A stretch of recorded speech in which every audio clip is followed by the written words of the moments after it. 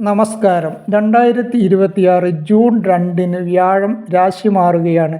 1201 ഇടവം 19 ഈ രാശിമാറ്റം.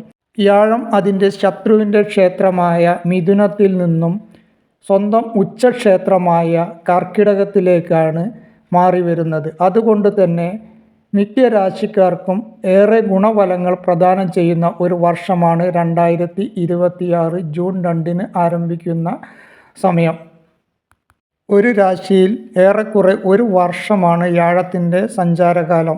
12 വർഷത്തിന് ശേഷമാണ് വ്യാഴം അതിൻ്റെ ഉച്ചക്ഷേത്രമായ കർക്കിടകത്തിലേക്ക് എത്തുന്നതും അത്യധികം ഗുണഫലങ്ങൾ പ്രദാനം ചെയ്യുന്നതും. മറ്റെല്ലാ ഗ്രഹങ്ങളെപ്പോലെ തന്നെയും ശുഭസ്ഥാനത്ത് നിൽക്കുമ്പോൾ ഗുണഫലവും ദുസ്ഥാനത്ത് നിൽക്കുമ്പോൾ ദോഷഫലവുമാണ് ഗുരുവിൽ നിന്നും ഉണ്ടാവുന്നത്. പ്രധാനമായും 3, 6, 8, 12 രാശികളിൽ വരുന്നവർക്ക് ദോഷഫലങ്ങൾ ഉണ്ടാകുവാൻ സാധ്യതയുണ്ട്. മറ്റ് രാശിക്കാർക്ക് അത്യധികം ഗുണഫലങ്ങളുമാണ് ഈ സമയത്ത് ലഭിക്കുന്നത്. എന്നിരുന്നാലും വ്യാഴം അതിൻ്റെ ഉച്ചക്ഷേത്രത്തിലേക്കാണ് സംക്രമണം ചെയ്യുന്നത് കൊണ്ടും 5, 7, 9 ഭാവങ്ങളിലേക്ക് ദൃഷ്ടി ഉള്ളതുകൊണ്ടും ഈ പറയുന്ന ദുസ്ഥാനത്ത് ഉള്ളവർക്കും ദോഷഫലങ്ങൾ വളരെ കുറവ് മാത്രമേ ഈ സമയത്ത് ഉണ്ടാവാൻ സാധ്യതയുള്ളൂ. ഇനി ഒരു വർഷം, അതായത് 2027 ജൂൺ 25 വരെ വ്യാഴം അതിൻ്റെ ഉച്ചക്ഷേത്രമായ കർക്കിടകത്തിലാണ് ഉണ്ടാവുക. ഓരോ രാശിയിലെയും നക്ഷത്രക്കാർക്ക് എന്തൊക്കെയാണ് ഈ വ്യാഴ സംക്രമണം വഴി ഫലം പ്രദാനം ചെയ്യുന്നത് എന്ന് നോക്കാം. മിഥുനക്കൂറ്. മകേരത്തിൻ്റെ അവസാനത്തെ 2 പാദം, തിരുവാതിര, പുണർദം 3/4 എന്നിവയാണ് മിഥുനക്കൂറിലെ നക്ഷത്രങ്ങൾ.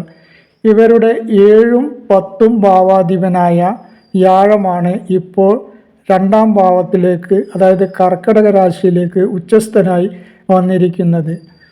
ധനസ്ഥാനവും വാക്കിൻ്റെ സ്ഥാനം, കുടുംബത്തിൻ്റെ സ്ഥാനം എന്നൊക്കെയാണ് 2ാം ഭാവത്തെ പറ്റി പറയുന്നത്. ഇവർക്ക് ഏറ്റവും ഗുണകരമായ സമയമാണ് ജൂൺ 2 മുതൽ വരുന്നത്.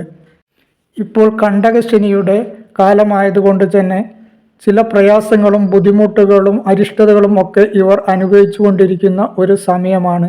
ഇതിനൊക്കെ ഒരു മാറ്റം വരുവാൻ സാധ്യതയുണ്ട്. ഇവരുടെ 6ാം ഭാവത്തിലേക്കും 8ാം ഭാവത്തിലേക്കും 10ാം ഭാവത്തിലേക്കും ഗുരുവിൻ്റെ ദൃഷ്ടി കൂടി ഉള്ളത് കൊണ്ട് തന്നെ ഇവർക്ക് അത്യധികം ഗുണപ്രദമായ ഒരു സമയമാണ് ജൂൺ 2 മുതൽ വരുന്നത്.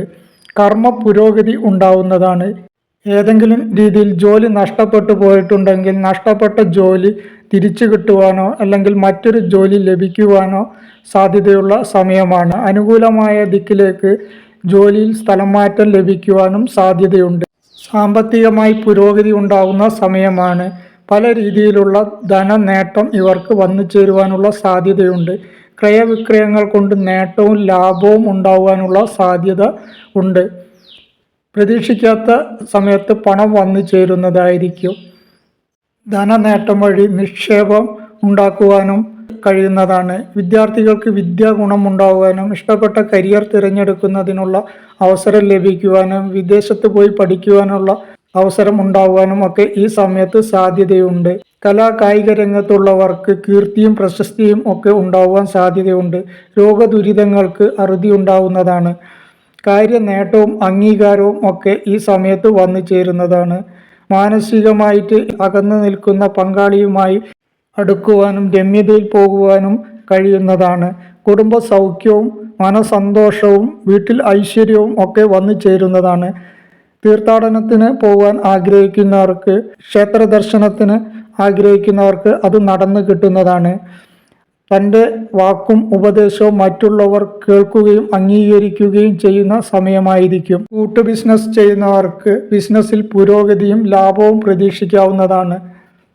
വിവാഹം നടക്കാൻ ആഗ്രഹിക്കുന്നവർക്ക് വിവാഹം നടന്നു കിട്ടുകയോ വിവാഹ കാര്യത്തിൽ ഒരു തീർപ്പുണ്ടാവുകയോ ഈ സമയത്ത് പ്രതീക്ഷിക്കാവുന്നതാണ്. രോഗികൾക്ക് രോഗശമനം ഉണ്ടാവുന്നതും ആണ്.